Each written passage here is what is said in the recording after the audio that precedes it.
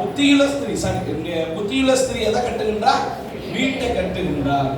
அப்ப ஆணும் பெண்ணும் இணைந்து கட்டக்கூடிய அந்த வீடு ஆசீர்வாதமான வீடாக இருக்கின்றது. அல்லேலூயா. இன்னைக்கு நிறைய நேரம் ஆண்கள் மட்டுமே டிசிஷன் எடுப்பாங்க, அந்த வீட்டுல என்ன இருக்காது? ஆசீர்வாதம் இருக்காது. இன்னைக்கு நிறைய நேரம் பெண்கள் மட்டுமே டிசிஷன் எடுப்பாங்க. நிறைய இடத்துல நான் பார்த்துருக்கிறேன். புரியுதுங்களா? வீட்டுக்காரர் நல்ல, எனக்கு தெரிஞ்ச நிறைய ஊழியக்காரர் ஃபேமிலி தான் எனக்கு ஞாபகத்துக்கு வருது. சரிங்களா? தேனியில ஒரு ஊழியக்காரர் இருப்பாரு. அந்த பாஸ்டர்மாவுக்கு என்னைய பிடிக்காது, ஏன்னே தெரியாது. சரிங்களா? அது ஒரு சில காரியங்கள் நிமித்தமா அந்த அம்மாவுக்கு யாரை பார்த்தாலும் பிடிக்காது, அது வேற விஷயம். புரியுதுங்களா? அப்ப பக்கத்துல உட்காந்து அந்த பாஸ்டரைய எனக்கு கல்யாணம் பண்ணி வச்சவரு அவர் தான், அந்த பாஸ்டர் தான். சரிங்களா? எங்கன்னா தேனியில இருக்கிறார். சரிங்களா? அவர் ரிஜிஸ்டர் பண்ணக்கூடியவர் அவர். அவர் பக்கத்துல உட்கார்ந்து என்ன செய்யறாருன்னா, சாப்பிட்டுட்டு இருக்கிறோம் ஒரு ஃபங்க்ஷன்ல, எங்கூட நல்லா பேசிட்டே இருக்கிறாரு. திடீர்னு அந்த அம்மா அப்படின்னு போதும், இவர் என்ன பண்றாரு தெரியுங்களா? அப்படியே கொஞ்சம் தள்ளி ஒதுங்கி என்ன யாருன்னே தெரியாத மாதிரி என்ன சொல்லிட்டு இருந்தாரு, சாப்பிட்டுட்டு இருந்தாரு.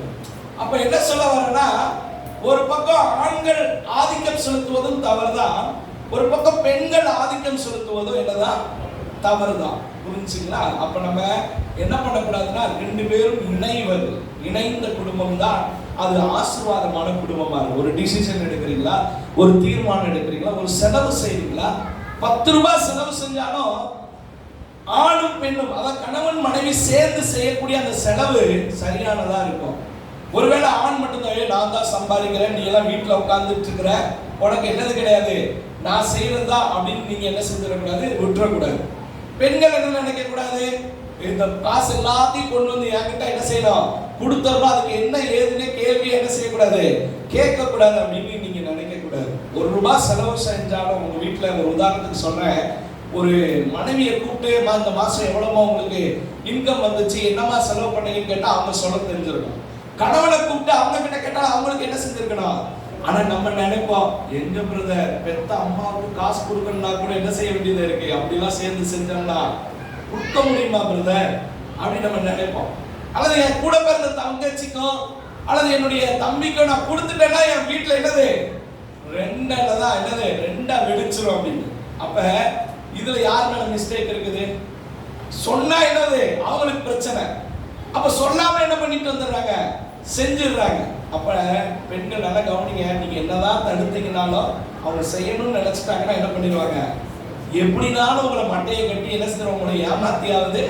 ஆமா, இன்னொன்னு கவனிங்க, ஆண்கள் அவங்க என்ன தீர்மானம் எதையாவது வாங்கணும்னு நினைச்சிட்டாங்கன்னா என்ன செஞ்சிருவாங்க, ஆமா உங்களை ஏமாத்தியாவது வாங்கல, உங்களையே விஸ்மரேசம் பண்ணியாவது என்ன செஞ்சிருவாங்க, அப்படியே பேசி பேசியாவோ ஃபர்ஸ்ட் என்ன செய்வாங்கன்னா சொல்லி பார்ப்பாங்க, கேட்கலையா அடுத்து என்ன செய்வாங்க, அவங்க ஒவ்வொரு நாளும் சொல்லி சொல்லியே கடைசியில் நம்ம என்ன செஞ்சிருவோம், நம்மளை அறியாமலே போய் ஜவுளி கடையில் போய் நிற்கும் போது நம்ம யோசிப்போம் எப்படா வந்தோம் அப்படின்னு. நான் சொல்றது புரியுதுங்களா? அப்ப நல்லா கவனிங்க, யார் செய்யறதை என்ன செய்ய முடியாது, தடுக்க முடியாது. நல்ல விஷயமா இருந்தா உற்சாகப்படுத்துங்க. ஓகேங்களா? சரி, நான் வேகமா நான் சப்ஜெக்டுக்குள்ள போகிறேன். சரிங்களா? ஃபர்ஸ்ட் கண்மனையின் மேல் வீட்டை கட்டுகிறவன் ஆமா பாக்கியவான். சரிங்களா? யார் வீட்டை கட்டுறா? கணவன்மார்கள். சோ மனைவிமார்கள் என்ன செய்றாங்க, புத்தியுள்ள ஸ்திரீ வீட்டை கட்டுகின்றார். இவங்க 2 பேருடைய வீடு. அடுத்த வசனம் சொல்லப்படுது, சங்கீதம் 127 என்ன பண்றது, கர்த்தர் வீட்டை பாருங்க, ஆண்டவர் வீட்டை கட்டாராகில் கட்டுகிறவருடைய பிரயாசம் விருதா. நல்லா புரிஞ்சுக்கிட்டீங்களா? அப்ப இங்க என்ன சொல்லப்பட்டிருக்கு அப்படின்னு சொன்னா, கர்த்தருடைய பொறுப்பு வீட்டை கற்ற பொறுப்பு, அவர் தான் அந்த வேலையை பார்க்கிறாரு. அவர் வேலைய கணவனுக்கு மனைவிக்கு கொடுத்திருக்கிறார். அல்லேலூயா! இது எவ்வளவு பெரிய கிருபை, எவ்வளவு பெரிய ஆசீர்வாதம். தன்னோட வேலைய உங்களுக்கு கொடுத்துட்டார். அவர் செய்ய வேண்டிய வேலையை, அந்த ரெஸ்பான்சிபிலிட்டி, உதாரணத்துக்கு சொல்லணும்னு சொன்னா, முதலமைச்சர் போஸ்ட் இப்ப இருக்குது. சரிங்களா? திடீர்னு கூப்பிட்டு வச்சு, எப்ப நீ தான்ப்பா ஒரு 10 நாளைக்கு முதலமைச்சரா இருப்பா அப்படின்னு சொல்லி கொடுத்துட்டா எப்படி இருக்கும் உங்களுக்கு எல்லாருக்கும்? ஷாக்கா இருக்கும், சந்தோஷமா இருக்கும். ஆனா என்ன செய்ய போறோம்னு தெரியாது, ஆனாலும் ஒரு கெத்து இருக்கும்ல. அதை விட ஆண்டவர் செய்யக்கூடிய ஒரு உன்னதமான பணியை ஏசப்பா உங்களுக்கு கொடுக்கிறார். அவர் செய்யற வேலை அது எதை, குடும்பத்தை. அத வசனம் அழகா சொல்றது, கர்த்தர் வீட்டை கட்டாராகில் அது கட்டுகிறவனின் பிரயாசம் விருதா. அவர் கற்றார். அப்ப அதுக்கப்புறம் என்ன செய்யறாரு, கணவன் மனைவி சேர்ந்து கட்டுவதற்கு அந்த போஸ்டிங் கொடுத்துறாரு. அப்ப எனக்கு வேணாம் அந்த போஸ்ட், என்ன செஞ்சுக்க நீங்க வச்சுக்கங்க அப்படின்னு சொல்லி கொடுக்குறாங்க. அப்ப எவ்வளவு பெரிய போஸ்ட் இது, குடும்பத்தை கற்ற போஸ்ட் அப்படிங்கிறது, போஸ்டிங்கிறது அது பெரிய போஸ்டிங். அது ஒரு உன்னதமான, இன்னைக்கு நிறைய நேரம் நினைக்கிறேன் அதை தான். ஐயோ என்ன பிரதர் குடும்பம் குடும்பம் சொன்னாலே எனக்கு என்னது அலர்ஜியா இருக்கு பிரதர், புளிய கரைக்கிற மாதிரி இருக்கு பிரதர் அப்படின்னு நம்ம நினைச்சிட்டு இருக்கோம். இன்னொரு சில திருமணம் ஆகாத வாலிப தம்பிமார் தங்கச்சிமார் என்ன நினைப்பாங்க, ஐயோ குடும்பம் குடும்பம் குடும்பமே வேண்டாம் பிரதர், குடும்பத்தை கல்யாணம் கட்டிட்டாலே நம்ம சுதந்திரம் என்ன செஞ்சிடும் பறி போயிடும் அப்படின்னு நினைப்பாங்க. ஆனா அதுவல்ல, குடும்பம் என்பது கர்த்தர் செய்யக்கூடிய அந்த வேலையை உங்க கையில ஒப்பு கொடுத்திருக்கிறார். அப்ப அது எவ்வளவு பெரிய ஆசீர்வாதம் என்பதை நீங்க என்ன செஞ்சுக்கங்க, புரிந்து கொள்ளுங்கள். பாருங்க, தேவன் மனுஷனை எப்படி உருவாக்கினார் அப்படின்னு சொல்லி பாத்தீங்கன்னா, ஆதாம் எதுல உருவாக்கினார்? சத்தமா சொல்லுங்க. மண்ணால உருவாக்கிட்டார். உருவாக்கி உடனே என்ன பண்ணிட்டாரு? ஆதாம உடனே என்ன செஞ்சாரு? எப்ப மயக்கம் அடைஞ்சிருப்பா அப்படின்னு சொல்லி நித்திரையை கொடுத்துட்டு உடனே என்ன பண்ணிட்டாரு? எலும்பை எடுத்து யாரை உருவாக்கினார்? சத்தமா சொல்லுங்க. ஏவாளை உருவாக்குனார். அப்படித்தானே? கரெக்ட் தானே? ஆமா, ஆதாம உருவாக்குன அடுத்த செகண்டே யாரை உருவாக்கிட்டாரு? கரெக்டா தப்புங்களா? கரெக்ட் தானே? ஆமா. சோ பேர்லாம் வைக்க சொல்ல மாட்டாரு, அதுக்கு முன்னாடி பேசல மாட்டாருங்க.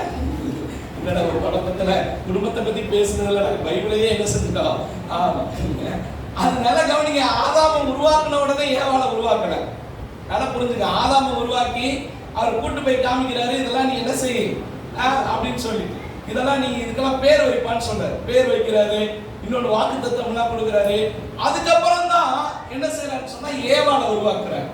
ஒரு மனுஷனுக்கு எப்ப பக்குவம் வருகிறதோ அதற்கு பின்புதான் ஏற்ற துணை என்ன செய்யறாரு? கொடுக்கிறார். பக்குவம் அடையாம திருமணம் பண்ணக்கூடியவங்களுடைய வாழ்க்கை என்னவாயிரும்? வாலிப தம்பிமார் தங்கச்சிமார் இருப்பீங்கன்னா பக்குவத்திற்குள்ள என்ன செய்யணும்? நம்ம போகணும். இன்னைக்கும் ஒரு சிலர் சின்ன பிள்ளைத்தனமாவே இருப்பாங்க. கல்யாணம் ஆனாலும் என்ன செய்வாங்க?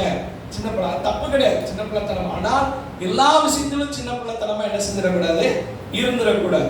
புரியுதுங்களா? அப்ப பாருங்க, ஆதாம மண்ணினால உருவாக்கினார், ஏவாளை எதனால உருவாக்கினாரு? சத்தமா சொல்லுங்க. எலும்புனால உருவாக்கினார். சரி, ஆதாமுக்காக ஏவாள் உருவாக்கப்பட்டாங்களா, ஏவாளுக்காக ஆதாம் உருவாக்கப்பட்டாங்க? சத்தமா சொல்லுங்க. ஆண்கள் பக்கம் கொஞ்சம் சத்தம் வருது. என்ன ஏன்னு சொன்னா அவங்களுக்கு ஒரு பாயிண்ட் கிடைச்சிருக்கு. அப்படித்தானே? ஆதாமுக்காக தான் யார் உருவாக்கப்பட்டா? மனுஷன் தனிமையா இருப்பது. அப்ப ஏற்ற துணை என்ன செய்வோம்? அவனுக்கு உண்டாக்குவோங்கிற. அப்ப ஆதாமுக்காக தான் நீங்க உருவாக்கப்பட்டிருக்கிறீங்க. உங்களுடைய கணவனாருக்காக தான் நீங்க என்ன செய்யப்பட்டிருக்கிறீங்க. உங்களுக்காக யார் உருவாக்கப்படவில்லை? சத்தமா சொல்லுங்க. கணவனார் உருவாக்கப்படவில்லை. அப்ப நமக்கு ஒரு ஸ்டெப் கொஞ்சம் ஜாஸ்தி தான். என்ன? ஆமா, குடும்பத்துல ஆமா, இன்னொரு சில வீட்டுக்காரன் பக்கத்துல எல்லாம் உட்காந்து பார்த்துக்க, கேட்டுக்க, பேச்ச கேட்கறதே இல்லை அப்படின்னு சொல்லுவான். சரி, கவனிங்க. ஆதாமுக்காக தான் யார் உருவாக்கப்பட்டிருக்கிறா? ஏவாள். சோ அப்ப நல்லா கவனிங்க. அப்ப ஒரு படி கணவன் மனைவியை விட கணவனுக்கு என்னதான் உண்டு? ஒரு ரெஸ்பான்சிபிலிட்டி ஜாஸ்தியா தான் உண்டு. அப்படித்தானே? எல்லா வகையிலுமே. ஒரு குடும்பம் சீரழிஞ்சு போச்சுன்னா அப்பா சரியில்லைங்க, என்னவாயிடுச்சு? குடும்பம் சீரழிஞ்சு போச்சுங்கன்னு சொல்லுவாங்க. அம்மா மட்டும் இருக்காங்க அப்படின்னு சொன்னாங்கன்னா பாவங்க, வீட்டுக்காரர் இல்லாம என்ன செஞ்சுக்கிறாங்க, இவ்வளவு கஷ்டப்படுறாங்க. அப்ப குடும்பத்துல ஒரு பங்கு யாருக்கு தான் ஜாஸ்தியான ஒரு ரெஸ்பான்சிபிலிட்டி இருக்குன்னா நிச்சயமா சொல்ல முடியும், ஆண்களுக்கு தான் இருக்கு. அல்லேலூயா, அல்லேலூயா. ஆமா, சரி. இதுல நம்ம இப்படி நம்ம சொல்லாம எப்படி சொல்லலாம் அப்படின்னு சொன்னீங்கன்னா, பெண்கள் எல்லாம் யாருக்கு அடிமையாக இருக்கிறீங்க அப்படின்னு கேட்கறதுனா நீங்க என்ன சொல்றீங்க? பெண்கள் எல்லாம் யாருக்கு அடிமை சொல்லுங்க. ஆண்கள் சொல்லுங்க. பெண்கள் எல்லாம் யாருக்கு அடிமை? ஆண்டவருக்கு அடிமை. அப்படித்தானே? என்ன பிரதர் அடிமைங்கிறதெல்லாம் எடுக்கிறீங்க அப்படின்னு சொல்றத விட, சரி, பெண்கள் யார் பேச்சு கேட்கணும்? அங்க யார் பேச்சையும் கேட்க மாட்டோம். சுயத்தின் படிதான் என்ன செய்வோம், இருக்கும். அப்படிலாம் இருக்க முடியாதுல்ல. கண்டிப்பா இருக்க முடியுமா? உங்களுக்குள்ள உங்க பேச்ச கேட்காம உங்க இஷ்டத்துக்கு ஆடுச்சுன்னா நீங்க விட்டுருவீங்களா? விட மாட்டீங்கல்ல. ஏன்னா அது நல்லது எது கெட்டது எதுன்னு தெரியாது. அப்ப பெண்கள் யார் பேச்ச கேட்கணும்? பேசுங்க. கணவன் பேச்ச சத்தமா சொல்லுங்க. சத்தமா சொல்லுங்க. இன்னும் கொஞ்சம் நல்லா சத்தமா. ஆமா, எங்க கேட்கிறோம், கேட்டாதானே நாங்க சொல்லுவோம் அப்படின்னு நினைக்கலாம். சரி, ஓகே. நான் இதுலயும் ஒரு சில காரியத்தை சொல்லிக் கொடுக்குறேன் ஆண்டவருடைய ஞானத்தினால். ஓகேங்களா? கணவன் பேச்ச கேட்கணும். அப்படித்தானே? ஆமாவா இல்லைங்களா? எத்தனை பேர் ஆமேன்னு சொல்லுங்க? கை உயர்த்தி அல்லேலூயா சொல்லுங்க பாப்போம். நிறைய பேருக்கு வர மாட்டேங்குது. பிரதர் நாங்க கையை உயர்த்தி சொல்லிட்டோம்னா அடுத்த வாரத்துல இருந்து அவர் பேச்ச கேட்கணுமே பிரதர் அப்படின்னு நீங்க நினைப்பீங்க. கேட்கணுமா கேட்க கூடாதா? கேட்கணுமா கேட்க கூடாதா? கேட்கணும். சரிங்களா? நல்லா கை உயர்த்தி ஒரு அல்லேலூயா சொல்லுங்க. பரவாயில்ல, உண்மையிலேயே சொல்றேன், ஒரு மாற்றம் வந்துருச்சுன்னு நினைக்கிறேன். மனைவி மாறுறதுக்குள்ளலாம் கண்டிப்பா நல்லவங்க. ஆமா, அதனால ஆண்டவர் வந்து ஒரு பெரிய ஆசீர்வாதத்தை வச்சிருக்காரு. கண்டிப்பா சொல்றேன், நீங்க யாருடைய பேச்ச கேட்கணும். அப்ப நீங்க நினைக்கலாம், அப்ப கணவர்னா கொடுத்து வச்சவங்க அவங்க இஷ்டத்துக்கு ஆடலாம். அப்படி இல்ல. அவங்க யார் பேச்ச கேட்கணும் தெரியுங்களா? ஆண்டவர் பேச்ச கேட்கணும். கிறிஸ்து சபைக்கு என்னவா இருக்கிறாரு? தலையா இருக்கிறார். குடும்பத்துக்கு என்னவா இருக்கிறாரு? ஆமா. சோ நல்லா கவனிங்க. நீங்க யார் பேச்ச கேட்கணும்? கணவன் யார் பேச்ச கேட்கணும்? அப்ப எது ஈஸியான வேலைன்னு நினைக்கிறீங்க? எதுனா ஈஸியான வேலைன்னு நினைக்கிறீங்க? நீங்க இவங்க பேச்ச கேட்கறதா, இவங்க அவங்க பேச்ச கேட்கறதா? நான் இப்படி சொல்லி கொடுக்குறேன் பாருங்க. நீங்க ஒரு விஷயத்துல உங்க வீட்டுக்காரரை ஏமாத்தணும்னு நினைச்சா ஏமாத்தி இல்லாம முடியுமா முடியாதா? முடியும். கான்ஃபிடண்டா சொல்றீங்க பாருங்க. நிச்சயமா நானுமே சொல்றேன், ஏன்னா நானும் அனுபவப்பட்டிருக்கிறேன். சரிங்களா? ஆமா. ஈஸியா என்ன செஞ்சலாம்? எதையாவது ஒரு மட்டையை கட்டி எதையாவது ஒண்ணு சொல்லி என்ன செஞ்சலாம்? ஈஸியா என்ன செஞ்சலாம்? அவரை பிரெயின் வாஷ் பண்ணிடலாம் ஈஸியா. அதே நேரத்துல ஆண்கள் இருக்கிறாங்கல்ல, நீங்க ஆண்டவரை ஏமாத்த முடியுமா முடியாதா? சத்தமா சொல்லுங்க. தலையில நின்னாலும் முடியாது. ஏன்னா நம்முடைய உள்ளந்திரியங்களை ஆராய்ந்து என்ன செஞ்சிருக்கிறாரு? அறிஞ்சு வச்சிருக்கிறாரு. நீங்க நிறைய நேரம் ஆண்கள் சொல்லுவாங்க, பெண்கள் மனசுல என்ன இருக்குன்னே தெரியல பிரதர். அதனாலதான் பாட்டு கூட நிறைய எழுதிருக்கு. கடலை போல விட என்னது அவங்க ஆழம் பெருசு, என்னது அவங்க மனசை புரிஞ்சுக்கவே என்ன செய்யாது முடியாது அப்படின்னு சொல்லிட்டு. அந்த பாஸ்டர் அப்படிதான் சொன்னாரு, பிரதர் அவங்க மனசுல என்ன இருந்துச்சுன்னே புரிஞ்சுக்க முடியல பிரதர். கடைசி வரைக்கும் புரிஞ்சுக்காம என்ன செஞ்சுட்டாங்கன்னு சொன்னா அவங்க டைவர்ஸ்க்கு அப்ளை ஆயிட்டாங்க. நல்லா கவனிங்க. நீங்க உங்களுக்கு கண்டிப்பாக உங்களுடைய வீட்டுக்கார அம்மாவுடைய மனது புரியணும்னு நினைச்சீங்கன்னா நீங்க யார் பேச்ச கேட்கணும்? கர்த்தர் பேச்ச. நல்லா புரிஞ்சுக்கலாம். நீங்க உங்களுக்கு ஒரு ஆலோசனை தேவைன்னா யார்கிட்ட கேட்கணும்? ஒரு இது தெரியணும்னா யார்கிட்ட கேட்கணும்? கணவன்மார்ட்ட. கணவன்மார்கள் யார்கிட்ட போய் கேட்கணும்? தேவ சமூகத்தில் காத்திருந்து எடுக்கக்கூடிய கணவன்மார்களுக்கு நிச்சயமா சொல்றேன், உங்க பெண்கள் வந்து உங்க மனைவிகள் வந்து உங்களுக்கு கீழ்ப்படிவாங்க. அல்லேலூயா. நீங்க நிறைய நேரம் நினைச்சிட்டு இருக்கீங்களே, என் வீட்டுக்காரமா என் பேச்சையே கேட்கறது இல்லைங்க, அவங்க இஷ்டத்துக்கு ஆடுறாங்க, அவங்க இஷ்டத்துக்கு செய்யறாங்க நீங்க நினைச்சிட்டு இருப்பீங்க. நான் உண்மையை சொல்றேன், நீங்க தேவ சமூகத்துல என்றைக்கு காத்திருந்து தேவனிடத்திலிருந்து ஆலோசனையை பெற்றுக் கொள்கிறீர்களோ நீங்க சொல்லணுங்கிற அவசியமே கிடையாது. ஆட்டோமேட்டிக்கா ஆண்டவர் அவருடைய இருதயத்தை உங்க பக்கமா திருப்பி விட்டுருவார். அல்லேலூயா. அப்ப நல்லா கவனிங்க. உங்க பேச்ச உங்க மனைவிமார்கள் கேட்கணும்னா நீங்க யார் பேச்ச கேட்கணும்? சத்தமா சொல்லுங்க. நீங்க வந்து என்ன பண்ணக்கூடாது? ஒரு பாஸ்டர்டையோ பாஸ்டர்மாட்டையோ வெளியிலேயே போய் என்ன செய்யக்கூடாது? பிரதர் என் மனைவி என் பேச்ச கேட்கவே மாட்டேங்கிறாங்கன்னு சொன்னீங்க அப்படின்னா நீங்க யார் பேச்ச கேட்கலன்னு அர்த்தம். சத்தமா சொல்லுங்க. இதுதான் உண்மை. புரிஞ்சுங்களா? தேவ சமூகத்துல காத்திருக்கிற கணவன் நல்லா கவனிங்க. அது சரியா காத்திருக்கணும். ஒரு சிலர் ஆண்டவர் பேசினார்னு தப்பா முடிவெடுப்பாங்க.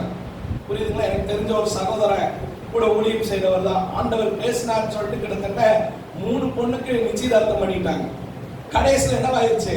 நிச்சயதார்த்தம் கேன்சல் ஆகி கடைசியில் என்ன பண்ணாரு? அவரா போய் ஒரு கல்யாணத்தை பண்ணிக்கிட்டார்.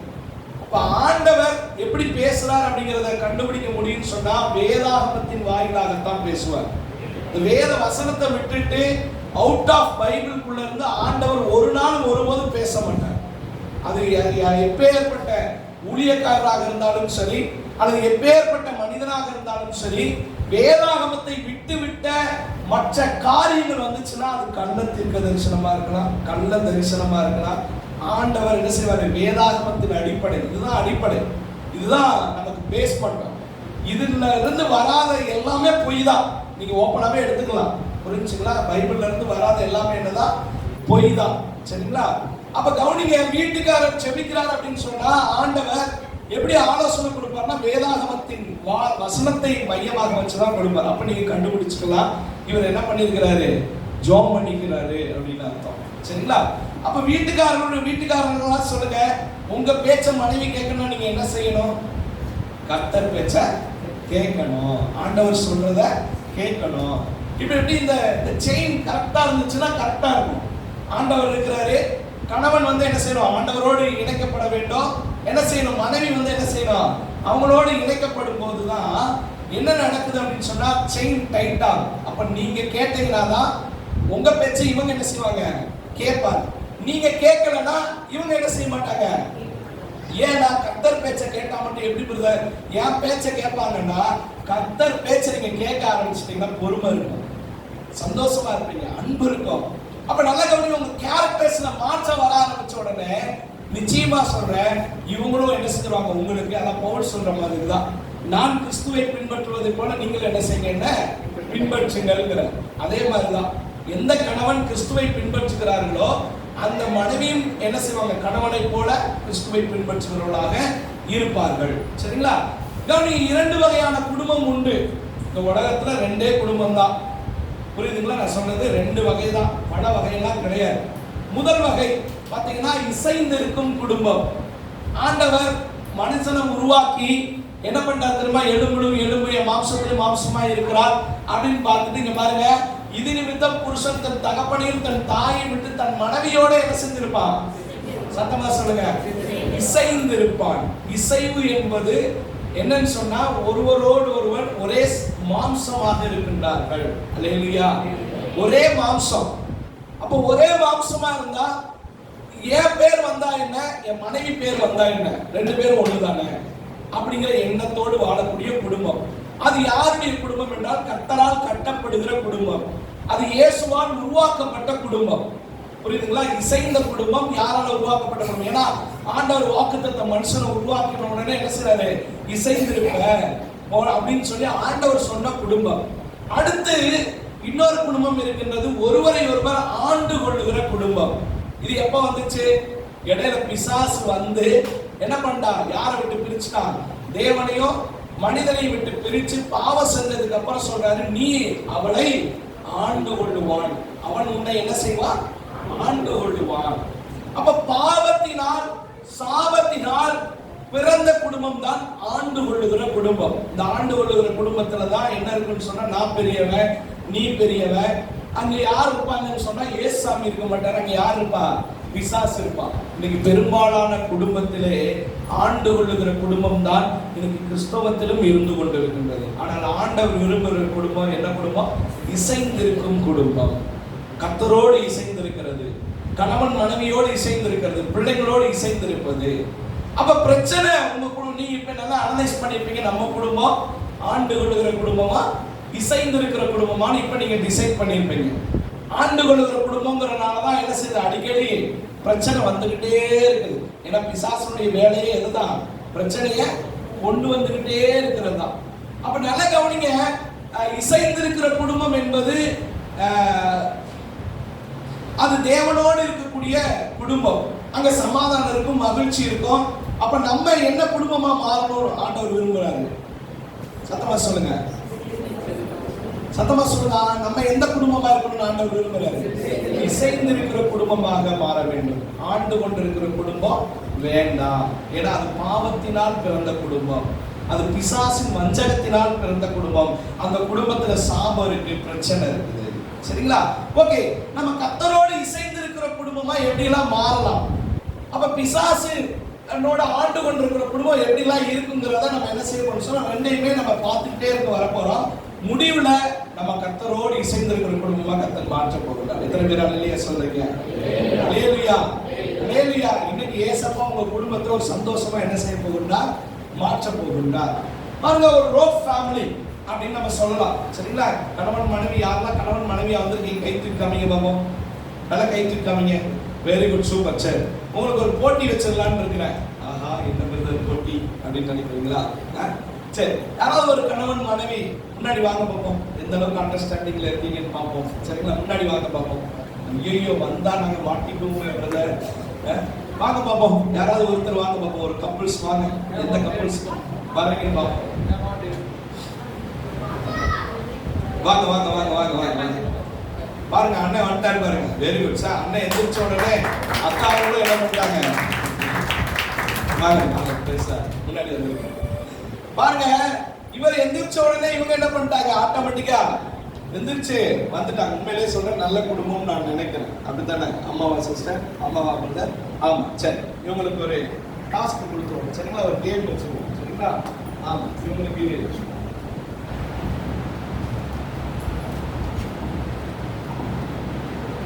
நான் சொன்னேன் இந்த செக்ஷன் வந்து பிரசங்கம் மாதிரி என்ன செய்யாது இருக்காது அப்படின்னு சொல்லி. இந்த எண்டை நீங்க பிடிச்சிக்கணும், இந்த எண்டை நீங்க பிடிச்சிக்கணும் ஓகேங்களா. ஆமா, இப்போ என்ன போட்டினா நல்லா எப்படினாலும் வச்சுக்கோங்க சரிங்களா. என்ன போட்டினா இப்போ இந்த இதை வந்து இழுத்து யார் ஜெயிக்கிறாங்கன்னு பார்க்க போறோம் நம்ம சரிங்களா. கணவன் ஜெயிக்க போறாரா மனைவி ஜெயிக்க போறாங்கன்னு சொல்லிட்டு சரிங்களா. இவர் ஒரு பக்கம் ஒருவேளை இந்த பக்கம் வந்துட்டா யார் ஜெயிச்சவங்க, ஆமா இவங்க ஜெயிச்சவங்க, அந்த பக்கம் போயிட்டா அவர் ஜெயிச்சவங்க சரிங்களா. இப்போ யார் ஜெயிக்கிறாங்கன்னு நம்ம பார்க்க போறோம் சரிங்களா. ஓகே, ரெடியா சிஸ்டர்? நல்லா பிடிச்சிக்கோங்க கயிறுங்க, எப்படினாலும் நீங்க பிடிக்கிறனாலும் பிடிச்சிக்கோங்க, சுற்றி பிடிக்கிறனாலும் பிடிச்சிக்கலாங்க. ரெடி ஆயிட்டாரு. ஆமா, கேம் சரிங்களா. இது ஒரு ஃபன் வேடிக்கையான ஒரு கேம் தான் சரிங்களா. ஆமா, நம்ம இப்போ 1 2 3 சொல்ல போறோம். இவங்க என்ன செய்ய போறாங்கன்னா அந்த கேம் விளையாட போறாங்க. நம்ம நீங்க எல்லாம் கை தட்டி உற்சாகப்படுத்தும் ஓகேங்களா. ஆமா, இப்போ சொல்லுங்க யார் ஜெயிக்கணும்னு நினைக்கிறீங்க? யார் பெண்கள் சொல்லுங்க, யார் ஜெயிக்கணும்னு நினைக்கிறீங்க? என்னத்தை கேட்கறது? சிஸ்டர் ஜெயிக்கணும்னு நினைக்கிறீங்க. சரி, very good. Okay, ready 1 2 3 start. வந்துருச்சு. ஆனா இங்க பாருங்க, சரி இது கொஞ்சம் ஸ்ட்ராங் இல்லைன்னு நினைக்கிறேன் இந்த கயிறு. என்ன பண்ணுற, அப்ப என்ன பண்ணுவோம்னு சொன்னா நம்ம ரெண்டா போட்டுக்கணுமா போல.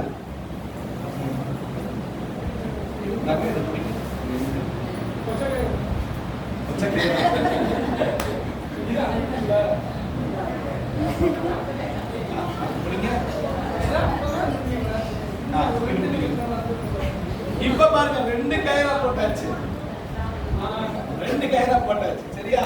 Okay, ready. நல்லா பிடிக்கலாம், பிடிச்சிக்கிங்க சிஸ்டர். அது மாதிரி நான் ஒரு அண்ணன் பிரதர் வந்து ரெண்டு கையில மடக்கிட்டாரு பாருங்க. ரெடி, அவங்க பாருங்க இருக்கிற கயிறை மடக்கிட்டாரு. Ready 1 2 3 start. சரிதான். இப்ப மூணாவது கயிறா கொடுத்தா அக்குமா அக்காதா வந்துடும். ஆமா, பாஸ்டமா வர போய் ஒரு பெரிய கயிறு எடுத்துட்டு வந்தாங்க. உங்களுக்கு எப்படியாவது என்ன செஞ்சிருப்பாங்க. நல்லா கவனிங்க, நான் இந்த போட்டியினுடைய வின்னர் என்ன சொன்னேன்னு சொன்னா, யார் அறுக்கிறது அப்படின்னு சொல்லல. யாரு அறுக்கிறதுன்னு சொல்லல. இங்க போட்டி என்னன்னு சொன்னா, ஒருத்தர் இந்த பக்கம் வந்தா இவங்க வின் பண்ணிருப்பாங்க, இவங்க அந்த பக்கம் பண்ணியிருந்தா என்ன செஞ்சிருப்பாங்க, அவங்க வின் பண்ணிருப்பாங்க சரிங்களா. ஜஸ்ட் ஃபார் ஃபன் ஓகேங்களா. எதையுமே சீரியஸா என்ன செஞ்சுக்க கூடாது, யார் மனதையும் புண்படுத்துவதற்கான நோக்கம் அல்ல சரிங்களா. அப்ப கவனிங்க, கணவன் மனைவிக்குள்ள ஒரு போட்டி வந்துச்சு. ஒருவேளை மனைவி பெருந்தன்மையா என்ன நினைச்சிருந்திருக்கலாம், நம்ம வீட்டுக்காரர் தானே விளையாடுறாரு, நம்ம என்ன செஞ்சிருக்கலாம், விட்டு கொடுத்துருக்கலாம். அவர் இழுக்கும் போது இவங்க என்ன செஞ்சிருக்கலாம், கூட போயிருந்தாங்கன்னா என்ன பண்ணிருப்பாங்க, அவர் வின் பண்ணா யார் வின் பண்ணதா அர்த்தம்? சத்தமா சொல்லுங்க. ஆமா, அவர் வின் பண்ணா நீங்க வின் பண்ணாதான் அர்த்தம் சிஸ்டர். அவர் சம்பாதிக்கிற பணம் யாருக்காக? உங்களுக்காக தான். அப்படித்தானே. அவர் ஒருபோதும் ஐயோ இது எனக்காக அப்படின்னு என்ன செய்யறது இல்லை. ஒரு சில கணவன் மேல வச்சுக்குவாங்க, ஆனா உங்க வீட்டுக்காரர் அப்படி இருக்க மாட்டாங்க நான் நினைக்கிறேன். சரி, ஒருவேளை பிரதர் நினைச்சிருந்திருக்கலாம், என்ன நினைச்சிருந்திருக்கலாம், சார் என்னுடைய மனைவி தானே, எனக்காக கஷ்டப்படுறவ தானே, வீட்டுல என்ன செய்யற எல்லா வேலையும் எனக்காக செய்யறாளே, அப்ப நம்ம என்ன செஞ்சுக்கலாம், விட்டு கொடுத்துட்டு போயிருக்கலாம் அப்படின்னு சொல்லி அவங்க விட்டு கொடுத்துட்டு வந்திருந்தாங்கன்னா இவங்க ஜெயிச்சாலும் யார் ஜெயிச்சதா அர்த்தம்? சத்தமா சொல்லுங்க, ஆண்கள் சொல்லுங்க. அதான உண்மை, அதான ஒரு கௌரவம். நம்ம ஜெயிக்கும் போது என் மனைவி ஜெயிச்சுட்டா, என் மனைவிக்கு கவர்மெண்ட் வேலை கிடைச்சிருச்சு, என் மனைவிக்கு அப்படின்னு நம்ம சொல்லுவோம். ஆனா ரெண்டு பேருக்குள்ள வரும்போது நம்ம விட்டு கொடுக்கல, என்ன செய்யல, ஏன்னா அதை போட்டியா பார்த்துட்டோம். நம்ம போட்டின்னு வந்துருச்சுனாலே நான் ஜெயிக்கணும் அப்படிங்கிறது தான். என்றைக்கு கணவன் மனைவிக்குள்ள போட்டி கிடையாது, அவர் ஜெயிச்சா என்ன நான் ஜெயிச்சா என்னன்னு விட்டு கொடுக்கிறோமோ அந்த குடும்பம் ஆசீர்வாதமான குடும்பமாக இருக்கும். நம்ம விட்டு கொடுக்கணும். சரி, இப்படியே ரெண்டு கயிறா போட்டாலும் இழுத்தாலும் என்ன செஞ்சுட்டு இருக்குது, பிஞ்சிருது. மூணா போட்டாலும் என்ன செஞ்சிருது, பிஞ்சிருது. அப்ப நம்ம 3 கயிறு கணக்குலயே வச்சுக்குவோம் சரிங்களா. இது ஒரு கயிறு. சரி, உட்காருங்க. Thank you sir, thank you. இவங்க ரெண்டு பேரும் நல்லா ஒரு டாப் பண்ணிருக்காங்க.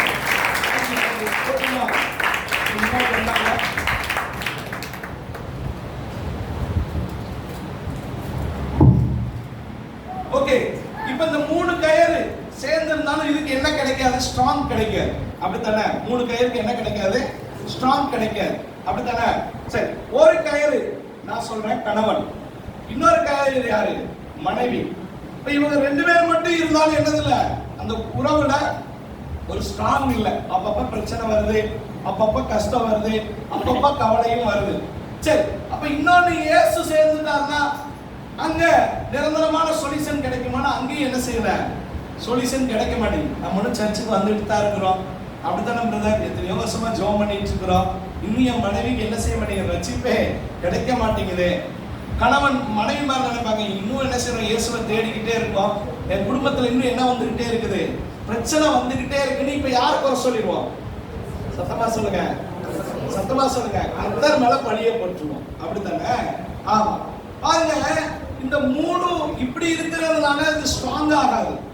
புரியுதுங்களா? இணைக்கப்படுறதுனால ஸ்ட்ராங் ஆகாது. ஆனால் என்றைக்கு இந்த கயறு பிணைக்கப்படுகிறதோ, பாத்தீங்கன்னா ஒண்ணு என்ன செய்யணும், இப்படி பிணைக்கப்படணும். பிணைக்கப்பட்டா என்ன செஞ்சிடும், அது ரொம்ப பெரிய ஸ்ட்ராங்கா மாறும். நான் சொல்றது புரியுதுங்களா? இயேசு சாமி உங்க கூட இணைக்கப்படக்கூடாது, பிணைக்கப்பட வேண்டும். அல்லேலூயா.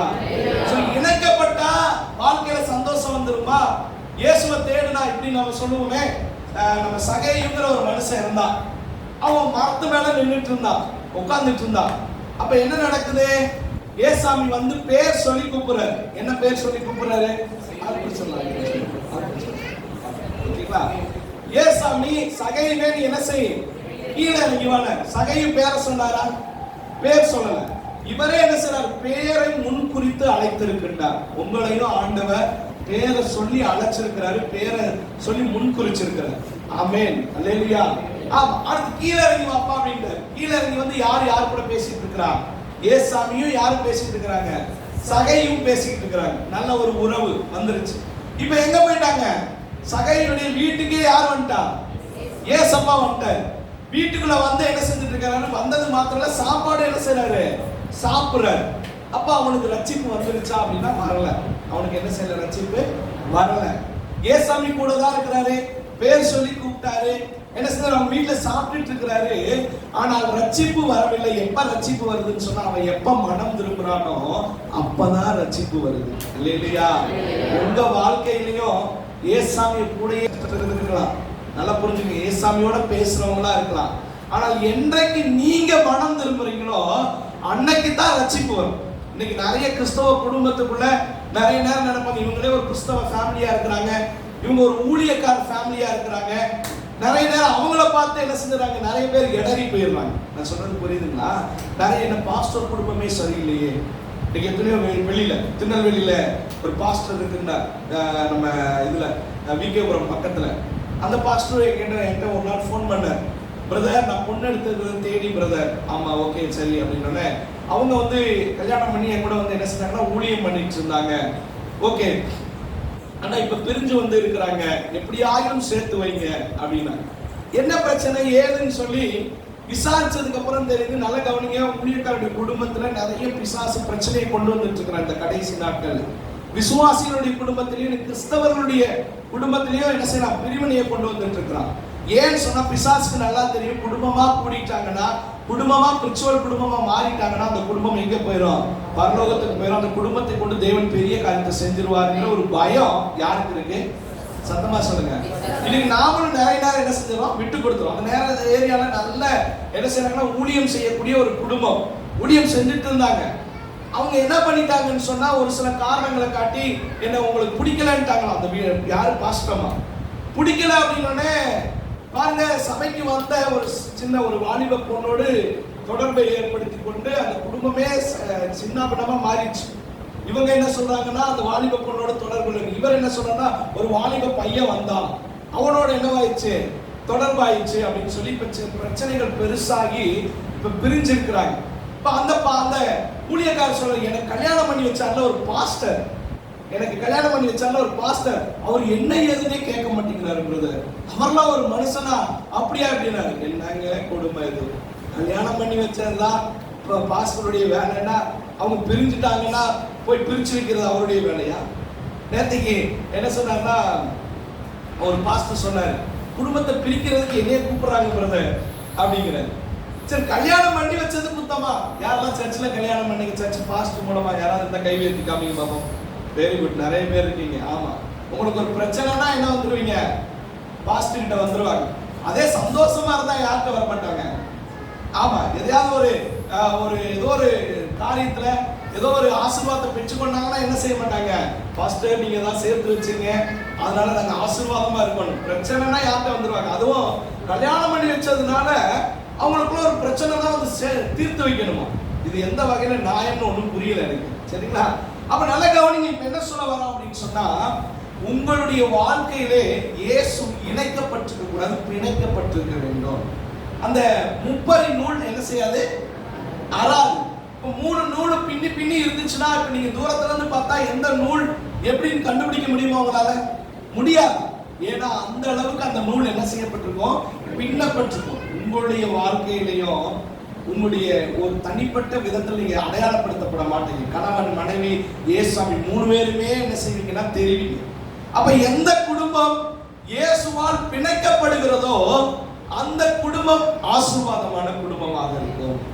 அப்ப எந்த குடும்பத்துல பிசாசு வந்து பிணைக்கப்பட்டுறான், புரியுதுங்களா? பிசாசு வந்து பிணைக்கப்பட்டுருச்சுன்னா அந்த குடும்பம் என்னவா இருக்கு, 1க்கு 2ஆ மாறுது, 3க்கு 4ஆ மாறுது. இப்போ வாலிப பசங்க பிள்ளைங்களாம் நினைப்பாங்க, எங்களை எங்க இங்க உட்கார வச்சிருக்கீங்க, எங்களுக்கு எதுக்குங்க அப்படின்னு. நல்லா கவனிங்க.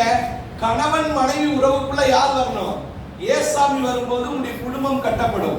வாலிப தம்பிமார் தங்கச்சிமாருக்குள்ள பெற்றோர் இருக்கணும். இந்த பக்கம் யார் இருக்கணும்? வாலிப தம்பிமார்கள் தங்கச்சிமார் இருக்கணும். நடுவில் யார் இருக்கணும்?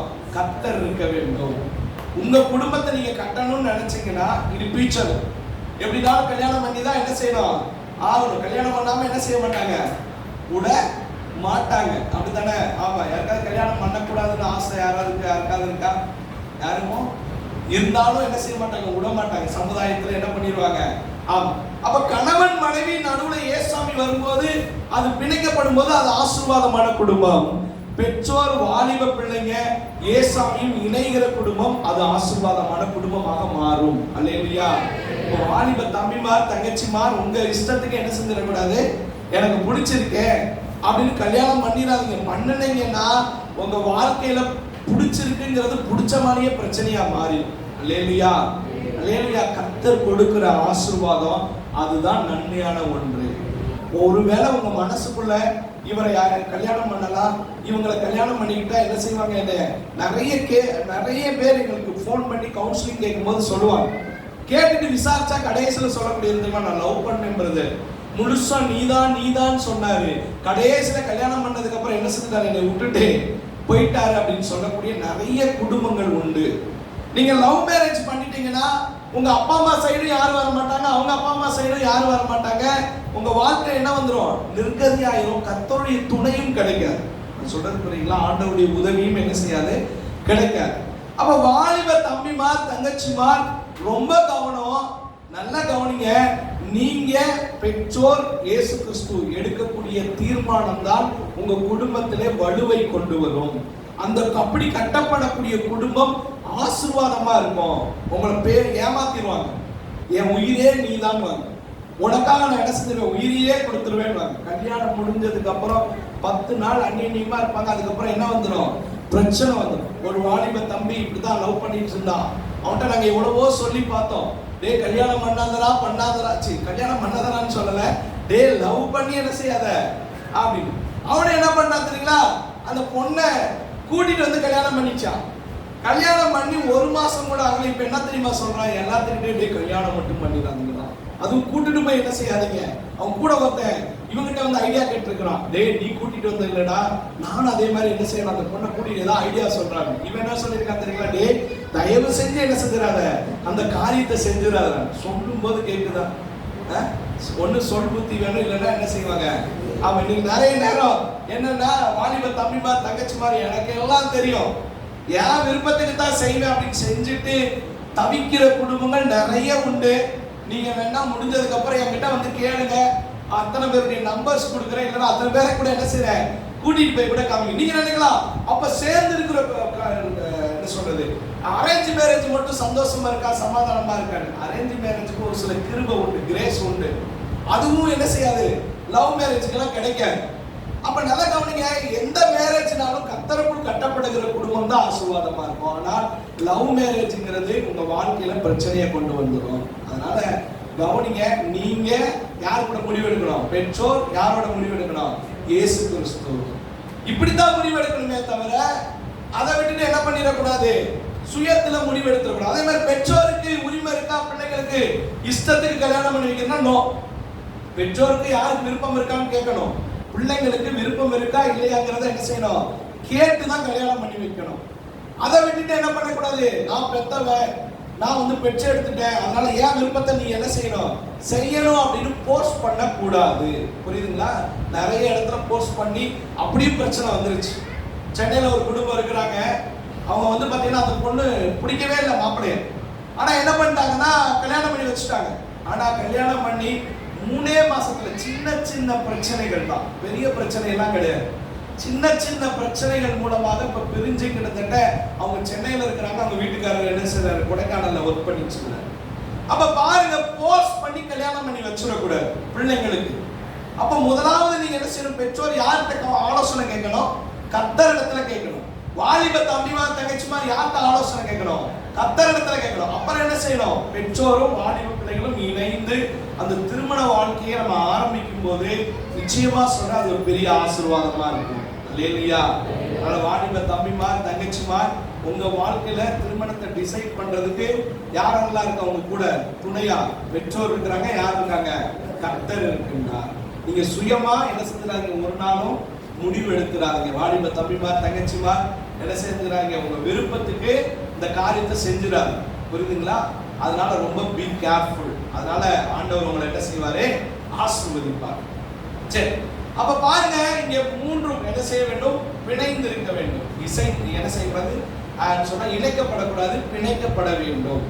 உங்க குடும்பத்தை ஏசாமிக்குள்ள என்ன செய்யுங்க, இணைக்கிறதுங்க, பிணைச்சிருங்க. அந்த குடும்பம் ஆசீர்வாதமா மாறும். சரிங்களா? சரி, ஓகே. நம்ம அடுத்த காரியத்துக்குள்ள நம்ம வேகமா போலாம். இதெல்லாம் நம்ம பார்த்த ஒன்றுதான்.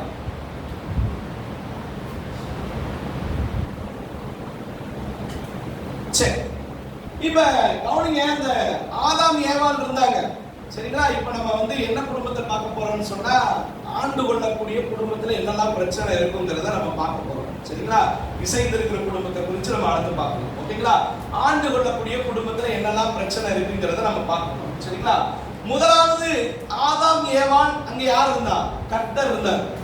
என்னைக்கு கர்த்தரை விட்டுட்டு பிசாசு வந்தானோ அப்பயே முத கொண்டு வந்தது என்னன்னு சொன்னா பிரிவு. சத்தமா சொல்லுங்க, இன்னும் கொஞ்சம் நல்லா சத்தமா சொல்லுங்க. யார பிரிச்சா, ஃபர்ஸ்ட் கர்த்தரை விட்டு பிரிச்சான்.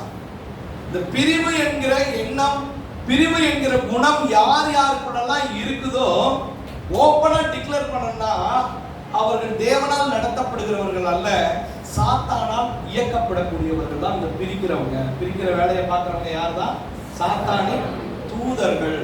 சத்தமா சொல்லுங்க, பக்கத்துல பார்த்து சொல்லுங்க, பிரிக்கிற வேலையை பார்க்கறவங்க ஆமா தூதர்கள்.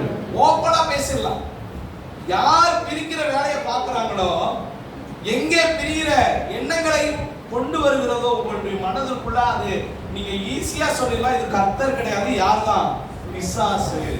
நீங்க நிறைய பேர் திருமணமாகி என்ன செய்வாங்க, அந்த பிரச்சனை மேல பிரச்சனை வர்றதை பார்த்து இந்த மனுஷனோட வாழ்றதை விட நான் பிரிஞ்சு போயிடுறது நல்லதுன்னு சொல்லி மனசுக்குள்ள தோணும். அப்ப யார் இயக்குறா உங்களை, பிசாசு.